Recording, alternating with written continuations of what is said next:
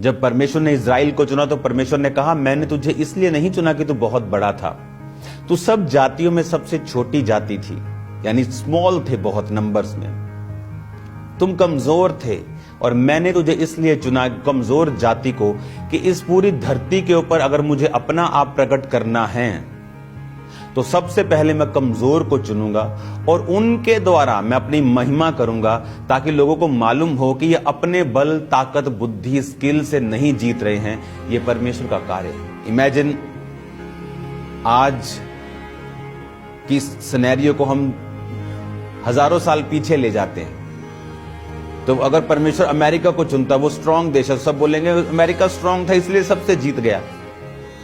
लेकिन आज अगर परमेश्वर सबसे कमजोर देश को चुन ले, जिसका नाम तक नहीं सुना, और फिर कहे मैं इस देश के द्वारा अपनी महिमा करूंगा और इस देश के द्वारा सब देशों के ऊपर मैं अपनी ग्लोरी को साबित करूंगा, फिर महिमा होती है परमेश्वर की।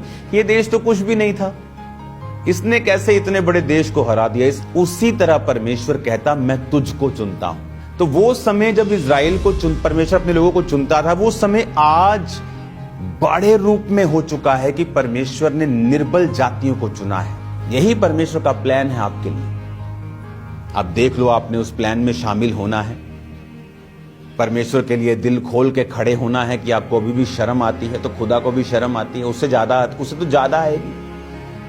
अगर आपको परमेश्वर की ब्लेसिंग्स को लेना है तो आपको उसके मास्टर प्लान को समझना पड़ेगा। उसके मास्टर प्लान को समझते हुए कि आप उस मास्टर प्लान का हिस्सा हैं और उसने आपको चुना है ताकि कुछ वो साबित करना चाहता है आपकी जिंदगी से।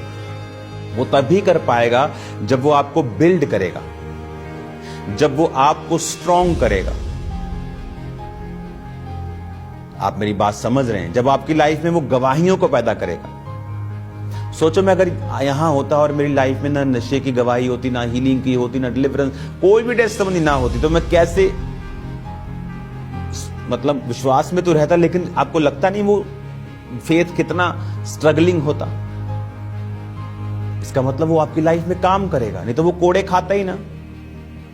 अगर उसने हीलिंग नहीं करनी, वो डिलीवर करेगा, वो आपको ऊंचा करेगा, वो फाइनेंशियली ब्लेस करेगा। उसका वायदा है अब्राहम से, सिर्फ आत्मिक नहीं, शारीरिक आशीषों को देने का भी। अगर उसने आपको नहीं देनी, फिर किसको देनी है? अगर उसने अपने बच्चों को नहीं देनी, फिर किसको देनी है? शैतान के बच्चों को। आपको यह बात समझनी है और परमेश्वर के मास्टर प्लान के नीचे आपको रहना है।